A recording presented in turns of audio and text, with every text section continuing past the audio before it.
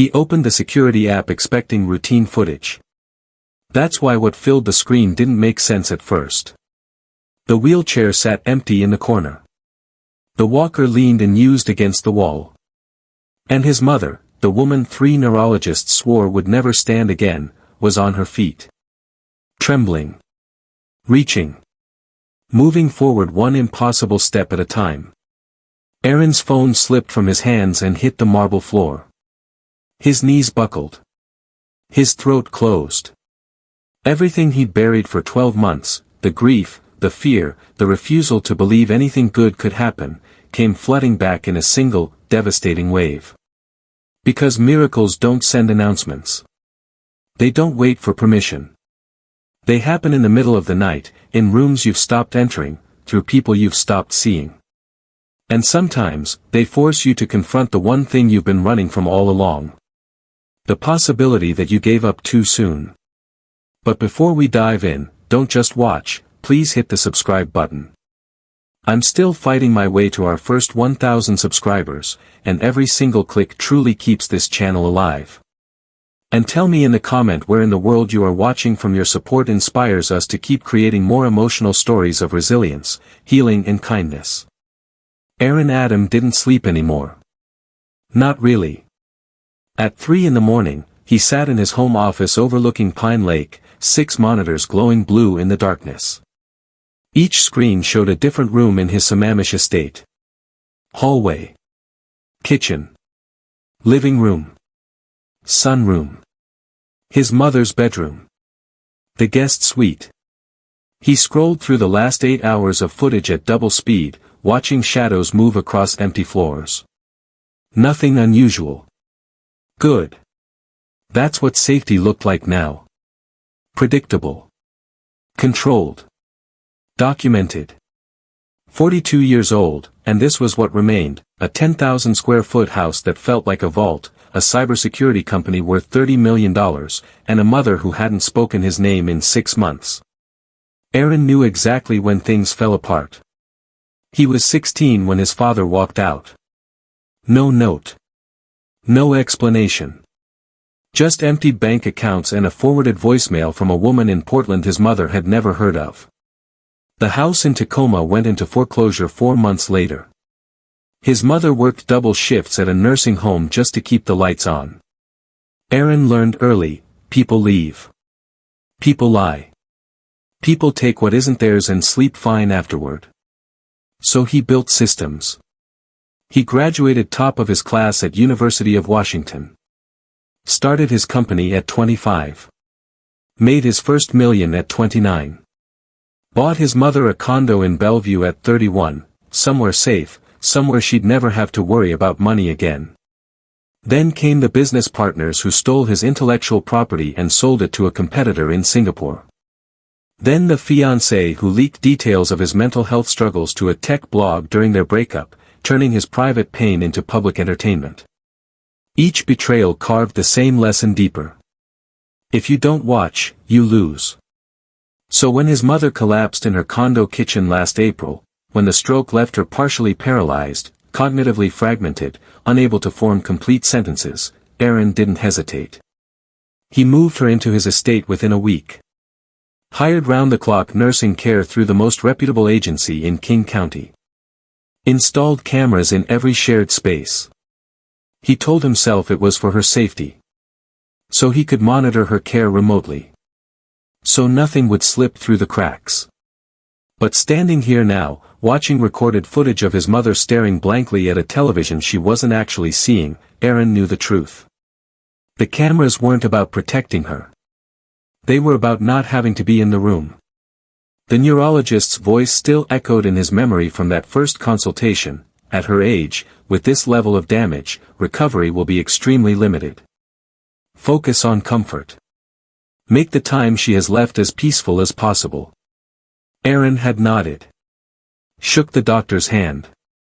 Walked to his car and sat in the parking garage for 40 minutes, hands gripping the steering wheel. Then he translated the doctor's words into something he could manage. This is the end phase. Control the decline. He built a schedule. Medication at 7, 11, 3, and 9. Physical therapy twice a week. Speech therapy once a week, though Victoria rarely made sounds beyond groans. Meals pureed to exact consistency. Room temperature kept at 68 degrees. Everything documented. Everything tracked. The house ran like one of his servers, efficient, monitored, optimized for minimal risk. His mother existed within it like a file he couldn't bring himself to delete but didn't know how to open anymore. 3 weeks ago, the care agency called. "We have a new caregiver available for the overnight rotation. Megan Brooks. Excellent references. 7 years of private home experience." "Fine," Aaron said, barely looking up from his laptop. "Send her credentials." He approved her hire the same way he approved software updates, a quick scan, a checkbox, done. He didn't ask questions. He didn't need to. The cameras would tell him everything. Megan Brooks arrived on a Monday morning carrying a canvas bag and wearing scrubs the color of faded denim. Aaron met her in the foyer, tablet in hand, already reviewing quarterly projections for a client presentation. "You're the new night rotation," he said. Not a question. "Yes, sir." Her voice was soft. Careful. He didn't look up. "My mother is in the sunroom. She's nonverbal most days. Occasional sounds, no clear words. Follow the care plan exactly. It's on the tablet by her medication station. Everything is monitored." He gestured vaguely toward the hallway, then returned his attention to his screen. Megan stood there for 3 seconds longer than necessary, long enough that Aaron finally glanced up. She was looking at the camera mounted in the corner above the staircase. Then the one by the kitchen entrance.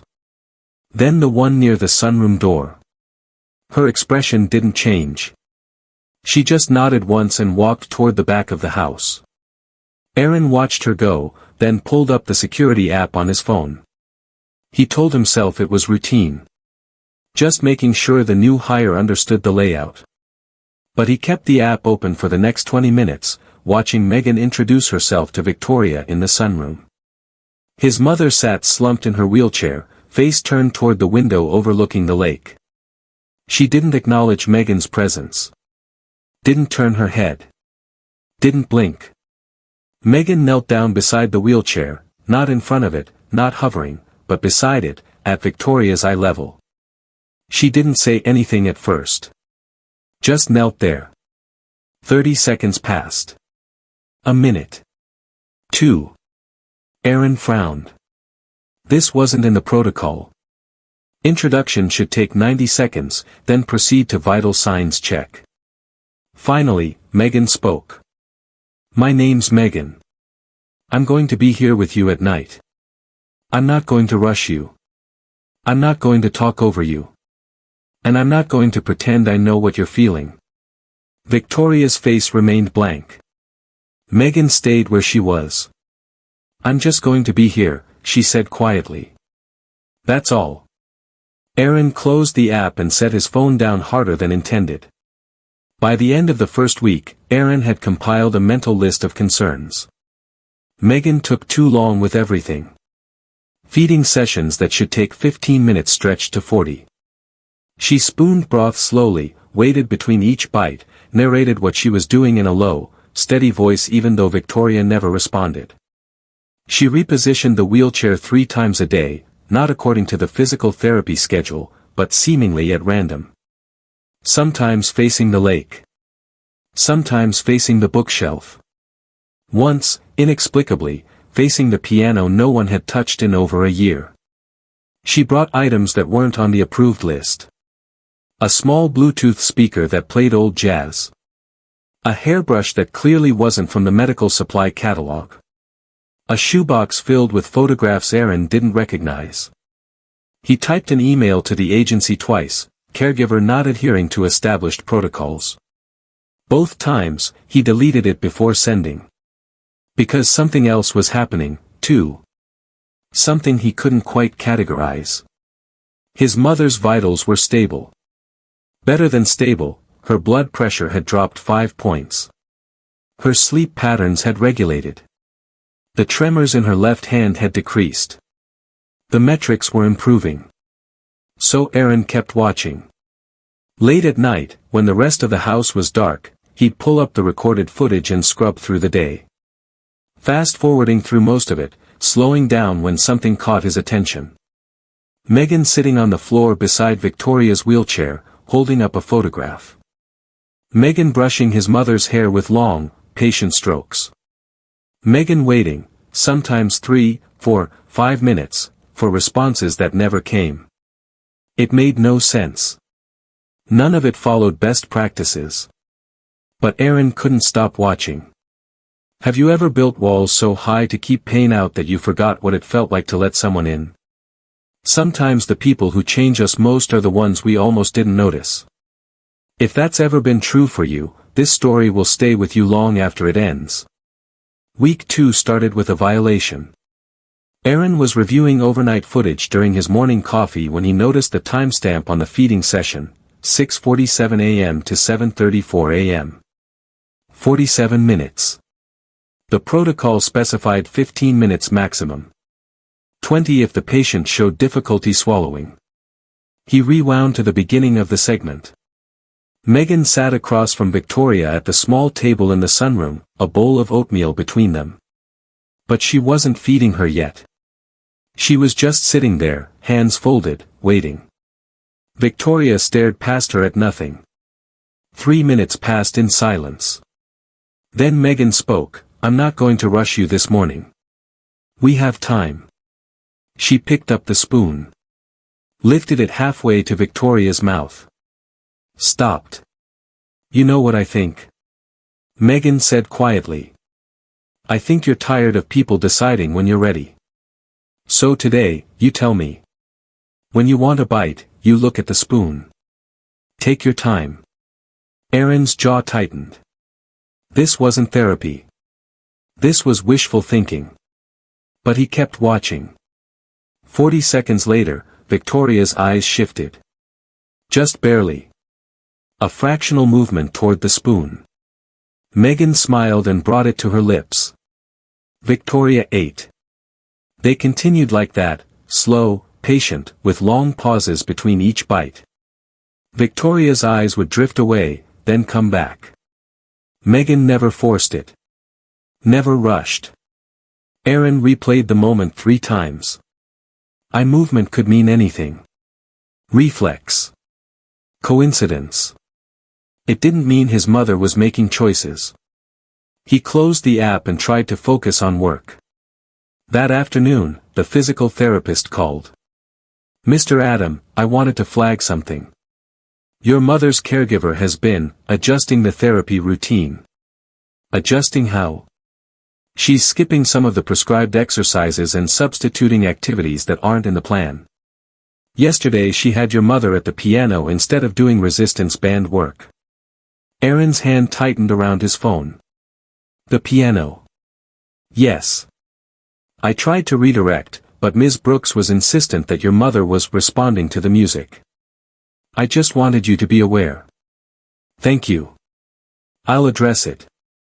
He pulled up the footage immediately. There they were, Megan guiding Victoria's wheelchair up to the piano bench, then carefully positioning Victoria's right hand over the keys. The physical therapist stood off to the side, clipboard in hand, clearly frustrated. "Just try," Megan said softly. "You don't have to play anything. Just feel the keys." Victoria's hand rested limply on middle C. Nothing happened for almost a minute. Then, so faint Aaron thought he imagined it, her index finger pressed down. One note. Weak and wavering. Megan didn't react with excitement or praise. She just nodded and said, "There you are." Victoria's finger lifted and pressed again. Then a third time. 3 notes. Clumsy and arrhythmic. But deliberate. Aaron's breath caught in his chest. He rewound. Watched it again. His mother hadn't moved her fingers intentionally in 6 months. Every test, every assessment had shown no voluntary motor control in her right hand. But there it was on the screen, movement that couldn't be explained away. Aaron sat motionless in his office for 10 minutes, the paused image of his mother's hand on the piano keys frozen on his monitor. That night, he watched Megan's entire shift in real time. She read to Victoria from a book Aaron recognized, Their Eyes Were Watching God, his mother's favorite novel from when he was young. She played Billie Holiday and Ella Fitzgerald instead of the approved ambient soundscapes. She held up photographs and told stories about people Aaron barely remembered. And Victoria, his mother, who doctors said would never improve, kept responding. A slight turn of her head toward Megan's voice. A tremor in her lip that might have been the start of a smile. Fingers curling slightly when Megan placed a familiar object in her palm. Micromovements. Fragments of response. Nothing that would show up on a medical chart. But undeniable. Aaron's hand hovered over his phone, ready to call the agency and file a formal complaint. Instead, he just kept watching. Because despite every rational part of his brain insisting this was dangerous, unauthorized, reckless, something was changing. And he didn't know whether to stop it or protect it. The email arrived Thursday morning with the subject line, Care Plan Compliance Issue. Aaron opened it before his coffee finished brewing. Mr. Adam. During our routine quality assessment, we've identified several protocol deviations by caregiver Megan Brooks. These include unauthorized activities, unapproved schedule modifications, and personal items introduced to the care environment without family consent. We recommend immediate corrective action or caregiver reassignment. Please advise. Aaron read it twice. Then he pulled up 5 days' worth of footage and watched them in sequence, every meal, every therapy session, every quiet moment when Megan sat with his mother and talked to her like she was still a person capable of understanding. By noon, he'd made his decision. He found Megan in the kitchen, preparing Victoria's lunch. We need to talk. She looked up from the blender, her expression calm. Like she'd been expecting this. Of course. Aaron set his tablet on the counter between them, the agency's email still open on the screen. You've been deviating from the approved care plan. Significantly. I have, Megan said. No denial. No excuses. My mother is not a project, Aaron said, his voice colder than he intended. She's not someone you experiment on because you have a feeling or a theory. There are protocols for a reason. They're based on medical science, not intuition. Megan dried her hands on a towel, taking her time. Can I ask you something? She said quietly. Aaron's jaw tensed. What? When's the last time you sat with her? Not watched her on a screen. Sat with her. In the same room. Close enough to hear her breathe. The question landed like a punch. That's not relevant, Aaron said. It is, though. Megan's voice stayed soft, but there was steel underneath. Because you keep saying she's not getting better. But you're not actually looking at her. You're looking at reports. At schedules. At footage. I'm looking at reality, Aaron shot back. 3 neurologists said she won't recover. Her brain damage is permanent. What you're doing isn't helping, it's giving false hope. False hope, Megan repeated. Is that what you call it when she pressed piano keys yesterday? When she looked at me and held eye contact for 12 seconds this morning? When she squeezed my hand during breakfast? Reflexes. Muscle spasms. You don't believe that. I believe in evidence, Aaron said, his voice rising slightly. I believe in medical professionals who've spent decades studying neurology. I believe in data.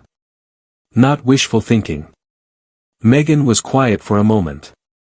When she spoke again, her words were careful. Measured. Your mother isn't finished. You just stopped listening to her. The sentence hit him like cold water. Excuse me. She's trying, Megan said. Every single day. She's fighting to come back. But you decided she was gone the moment the doctors gave you a percentage. You built this whole system to manage her decline, but she's not declining. She's here. She's still here. Aaron's hands clenched at his sides. You don't know what you're talking about. Maybe not, Megan said. But I know what it looks like when someone's given up on you. And I know what it looks like when someone finally sees you again. Silence filled the kitchen. The refrigerator hummed. Somewhere outside, a lawnmower started up across the lake. Aaron picked up his tablet. Follow the protocol, he said quietly. Or I'll find someone who will. He walked out before she could respond. But her words followed him anyway. She's not finished. You just stopped listening. He went to his office, closed the door, and pulled up the security footage from that morning. Rewound to the moment Megan mentioned. And watched his mother squeeze Megan's hand, slow, shaky, but unmistakable. Aaron's throat tightened. He watched it 3 more times. Then he closed the app and stared at his reflection in the blank screen. Aaron was dreaming about the piano. Not his mother's piano, his childhood piano, the upright Yamaha in the Tacoma house before everything fell apart. His mother playing Gershwin on Sunday mornings, his father reading the paper at the kitchen table, light coming through windows that no longer existed. The dream dissolved when his phone vibrated on the nightstand. He grabbed it instinctively, eyes barely open. Motion detected, sunroom. 2:17 a.m. Aaron sat up, adrenaline cutting through the fog of sleep. Motion alerts at this hour meant one of 2 things, equipment malfunction or emergency. He opened the app with shaking hands. The sunroom filled his screen in grainy night vision, enough light from the lake to see shapes, shadows, movement. His mother's wheelchair sat empty near the window. Aaron's heart stopped. He scanned the frame frantically. Where was she? Had she fallen? Was Megan? Then he saw them. Center of the room. Victoria standing upright, leaning heavily on Megan's arm. Aaron's phone nearly slipped from his hands. Standing. His mother was standing. The woman who hadn't supported her own weight in 6 months. The woman whose neurologist said she'd never walk again. The woman he'd watched waste away 1 degree at a time on these same cameras. She was on her feet. This isn't possible, Aaron whispered to the empty bedroom. He turned up the volume, hands trembling so badly he almost dropped the phone. Megan's voice came through the speaker, low and steady. Don't look at the floor. Look at me. Right here. Victoria's face filled the edge of the frame, terrified, straining, every muscle in her body shaking with effort. I've got you, Megan said. I won't let you fall. We're just going to stand here for a minute. That's all. Just breathe. Victoria's knees buckled slightly. Megan adjusted her grip, taking more of the weight. That's it. You're doing it. You're standing. Aaron couldn't breathe. His chest felt like it was caving in. Every medical report. Every prognosis. Every carefully documented measurement of his mother's decline. All of it was wrong. Or he was. Okay, Megan said softly. Now we're going to try something. When you're ready, not before, I want you to pick up your right foot. Just an inch. We're not going anywhere. Just testing. Seconds passed. Victoria's leg trembled violently. Then, impossibly, her right foot lifted off the floor. Half an inch. Maybe less. But it lifted. There you are, Megan breathed. There you are. Now put it down. Good. Rest. Aaron's vision blurred. He wiped his eyes roughly and realized his face was wet. Now the left, Megan said. Same thing. Just lift and lower. Take your time. Victoria's left foot rose. Lowered. Then her right again. Left. Right. She wasn't just standing. She was walking. 2 more steps, Megan encouraged. That's all. 2 more and we rest. Victoria's face contorted with effort, but there was something else in her expression Erin hadn't seen in months. Determination. She took another step. Then 1 more. 4 steps total before Megan carefully guided her back to the wheelchair. Erin watched his mother collapse into the seat, exhausted, gasping. But alive in a way she hadn't been since the stroke. Megan knelt in front of her, gripping both her hands. "You did it," she said, voice thick with emotion. "Do you understand? You walked. You did that." Victoria's head dropped forward onto Megan's shoulder. And she wept. Silent, shaking sobs that made her whole body convulse. Megan held her, one hand on the back of her head, the other wrapped around her shoulders. "I know," Megan whispered. "I know. It's okay. You're okay." Erin sat frozen on the edge of his bed, watching 2 women cry in a sunroom at 2:17 in the morning while his entire understanding of the world crumbled around him. Everything he'd believed. Everything he'd accepted as fact. The end phase. Manage the decline. Don't hope for what can't happen. But it had happened. It was happening. And he'd almost stopped it. His hand covered his mouth as a sound escaped, half sob, half gasp. His mother had walked. Without his permission. Without his oversight. Without his careful management of expectations. She had walked because someone believed she could. Because someone hadn't given up. Erin sat in darkness, staring at his phone screen until the motion alert timed out and the app went black.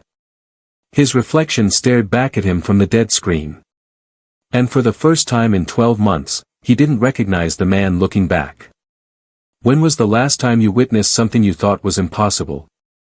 Sometimes the miracles we need most are the ones we're too afraid to believe in. If you've ever been there, caught between hope and fear, you already know what comes next matters more than anything. Erin didn't sleep the rest of the night. He sat in his office, lights off, staring at the lake as dawn broke over the Cascades. By 7 a.m., he'd made his decision. He found Megan in the sunroom, helping Victoria with breakfast. His mother looked exhausted, dark circles under her eyes, movements even slower than usual. "We need to talk," Erin said. "Now." Megan glanced at Victoria, then stood. "Let me just." "Now." They walked to his office in silence. Erin closed the door and turned to face her. His voice came out harder than he intended. Sharper. "What you did last night was dangerous. Reckless. You directly violated medical orders." Megan stood with her hands clasped in front of her, calm. "I know what it looked like. You don't." Erin's voice cracked despite his effort to stay controlled. "You have no idea what you risked. She could have fallen. She could have had another stroke. She could have." He stopped, jaw working. "She could have died," he finished quietly. "She could have lived," Megan said. The words hung between them. Erin's hands shook. He pressed them against his desk. "You're fired. Effective immediately." Megan nodded once.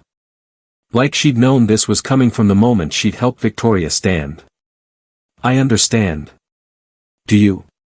Erin's voice rose. "Do you understand that you came into my home, ignored every protocol, disregarded every medical professional's assessment, and decided you knew better than everyone?" "No," Megan said quietly. "I decided she deserved a chance. She had her chance. The stroke took it." "You took it," Megan said. "Not cruel. Just factual. The stroke damaged her brain. But you're the one who decided she was finished." Erin felt something break inside his chest. "Get out," he whispered. Megan walked to the door, then paused. She reached into her pocket and pulled out a small flash drive. Set it on the edge of his desk. You should watch everything, she said. Not just the parts that prove you right. Not just the moments that scare you. Everything. I said get out. Megan left without another word. Aaron stood alone in his office, staring at the flash drive like it might explode. Through the window, he watched Megan walk to her car. No tears. No drama. Just a woman who'd done what she believed was right and now faced the consequences. She drove away. Aaron picked up his phone to call the agency for a replacement caregiver. His finger hovered over the contact. Instead, he picked up the flash drive. Turned it over in his hand. Watch everything. The house felt impossibly quiet. In the sunroom, his mother sat alone, staring at the lake. Waiting for someone who wasn't coming back. Aaron closed his office door, inserted the flash drive into his computer, and pressed play. The first file was labeled, Week 1, Day 3. Aaron clicked it. The footage opened on an angle he'd never seen before, low, intimate, shot from Megan's phone propped on the bookshelf. Victoria sat in her wheelchair, head drooped, eyes unfocused. Megan knelt beside her, speaking so softly Aaron had to turn the volume up. I know you're in there, she said. I know you can hear me, even if you can't answer yet. So I'm going to tell you something true. She paused, gathering herself. My daughter was in a car accident when she was 7. Traumatic brain injury. The doctors said the same things they told your son: limited recovery, manage expectations, prepare for the worst. Aaron went still. Everyone told me to accept it. To stop pushing her. To let her be comfortable. Megan's voice wavered. But I couldn't. Because I could see her trying. These little moments where she'd fight to move her hand or focus her eyes. Everyone else saw reflexes. I saw my daughter. Victoria's fingers twitched slightly. It took 8 months, Megan continued. 8 months of people telling me I was in denial. That I was making it harder for everyone. That I needed to let go. She reached out and took Victoria's hand. But I didn't let go. And one day, she squeezed back. Then she said my name. Then she walked. Then she ran. Megan's voice broke. She's 14 now. She plays soccer. She makes honor roll. She exists in a world everyone told me she'd never see. Tears slid down Megan's face. So when I look at you, Mrs. Adam, I don't see what you've lost. I see what you're fighting to get back. And I promise you, I won't give up. Even if everyone else does. The video ended. Aaron sat frozen, something massive and terrible opening up inside his chest. He clicked the next file. Then the next. Hours passed. He watched Megan celebrate when Victoria held a spoon for 3 seconds. Watched her cry silently in the bathroom after a particularly difficult seizure. Watched her sit in the dark sunroom at midnight, just being present while Victoria slept. One clip showed Megan carefully turning a security camera away during a moment when Victoria broke down, sobbing incoherently, saliva running down her chin. It's okay, Megan whispered, wiping Victoria's face with gentle hands. Nobody needs to see this. This is just ours. You're safe. Aaron's throat closed. He'd been watching his mother's every moment, but he hadn't been seeing her. He'd been monitoring decline. Documenting loss. Proving to himself that hope was dangerous. Meanwhile, Megan had been doing the thing he'd stopped doing months ago. Loving his mother like she still had a future. Another file showed a conversation Aaron had never heard. Victoria, in a rare moment of clarity, making sounds that almost formed words. Megan leaned in close. What is it? Take your time. AAA. AAA. Aaron? Megan asked gently. You want to talk about Aaron? Victoria's face crumpled. He's scared, Megan said softly. He lost his father. He's lost other people he trusted. And he's terrified of losing you. So he built walls. Cameras. Distance. Not because he doesn't love you, because he loves you so much that losing you feels impossible to survive. Victoria's eyes filled with tears. But here's what he doesn't understand yet, Megan continued. The walls that keep pain out also keep love out. And you can't heal in a place where nobody believes healing is possible.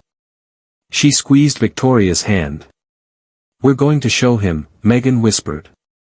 We're going to prove that miracles still happen. Even in houses this quiet. Aaron closed the laptop. His hands covered his face. The truth wasn't complicated. It wasn't buried in medical journals or neurological assessments. It was devastatingly simple. He'd been so focused on protecting himself from loss that he'd abandoned his mother while she was still alive. He'd chosen data over presence. Control over faith. Safety over love. And Megan, this woman he'd barely looked at, whose credentials he'd skimmed, whose name he'd struggled to remember, had given his mother something he'd stopped offering months ago. The belief that she was worth fighting for. Aaron stood, grabbed his keys, and walked out of the house. He had an apology to make. The apartment complex in Renton was nothing like Sammamish. No lake views. No security gates. Just a 3-story building with chipped paint and a parking lot full of 10-year-old sedans. Aaron stood outside Unit 2B for a full minute before knocking. Megan opened the door in sweatpants and a faded Howard University t-shirt. Her expression didn't change when she saw him. Mr. Adam. Can I come in? She stepped aside without a word. The apartment was small, maybe 600 square feet. Neat, though. Books stacked carefully on a shelf made of cinder blocks and plywood. Photographs of a teenage girl taped to the refrigerator. A laptop open on a folding table. Megan didn't offer him a seat. Aaron stood awkwardly in the middle of the living room, hands in his pockets. I watched the files, he said finally. Okay. All of them. Every single one. Megan waited.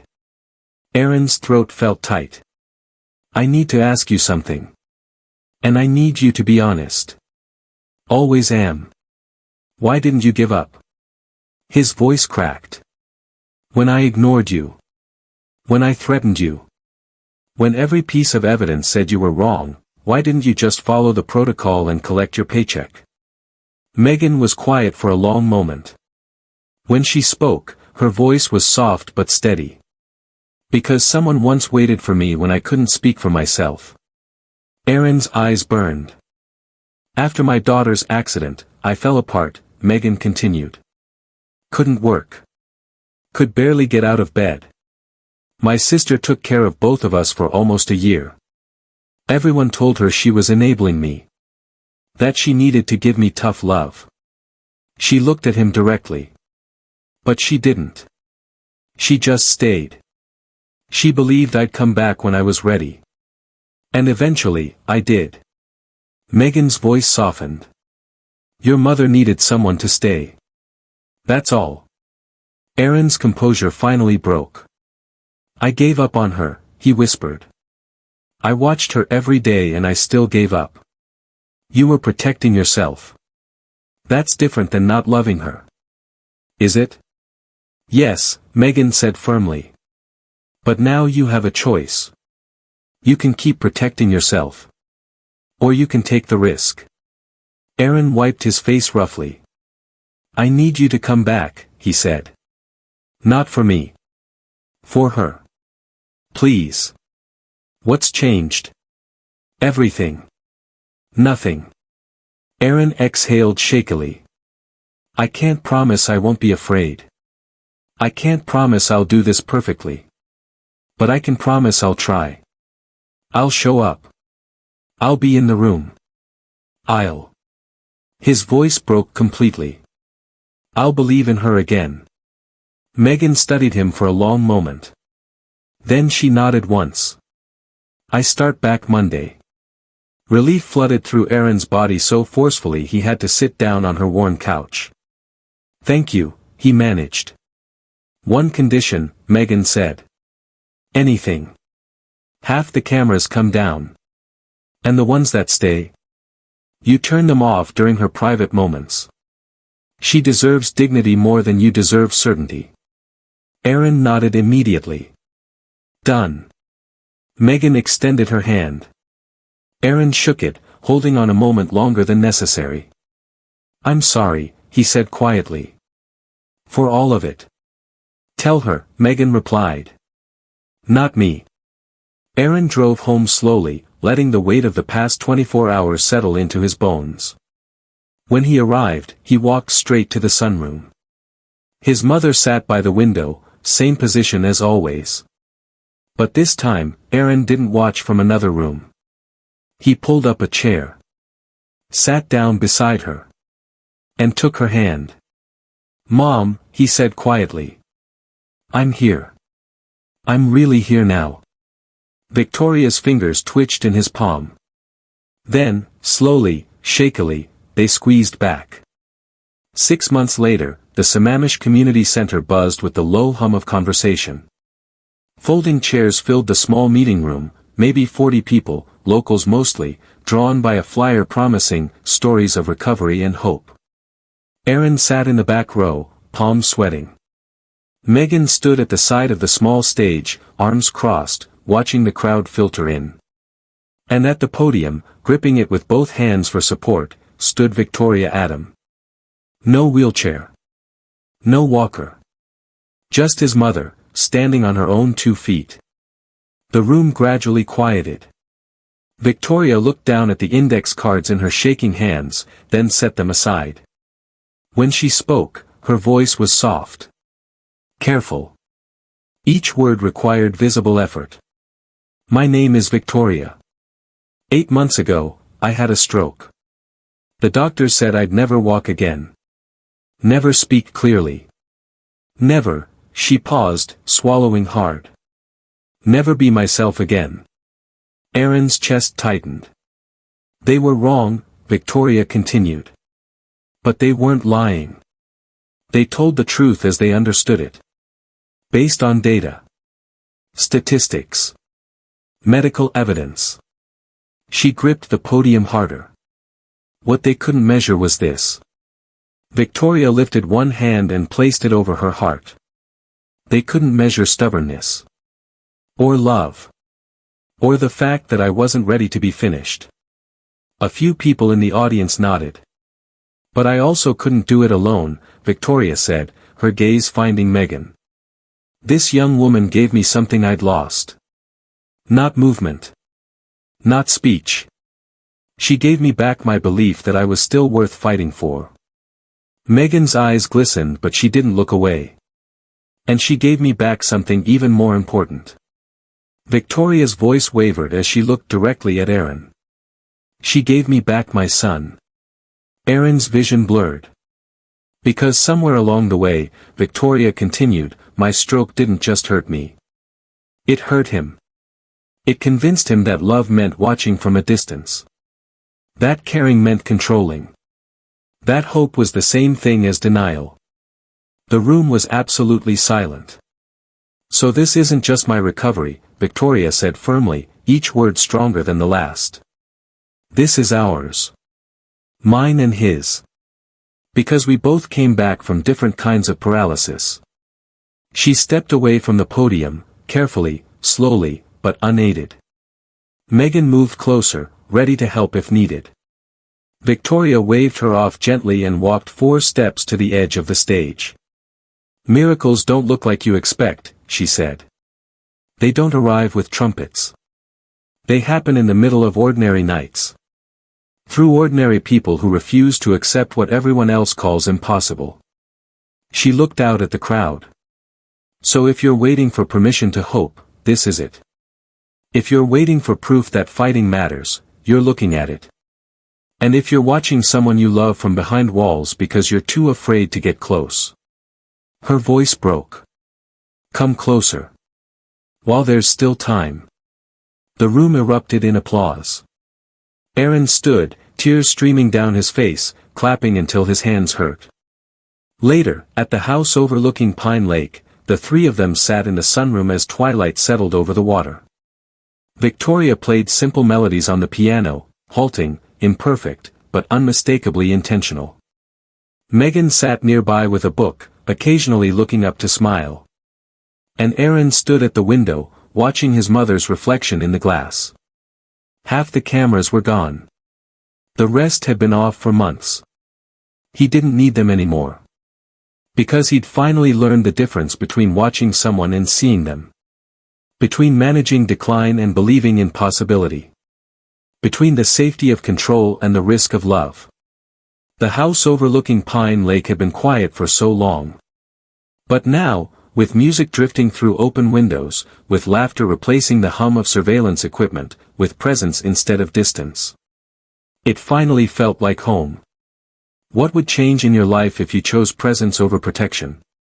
If you stopped watching from behind walls and stepped into the room instead? Sometimes the greatest risk we can take is believing that hope isn't the same as foolishness, and that the people we love are still worth fighting for, even when the world says it's too late. If this story touched something in you, share your truth below. Someone needs to hear it.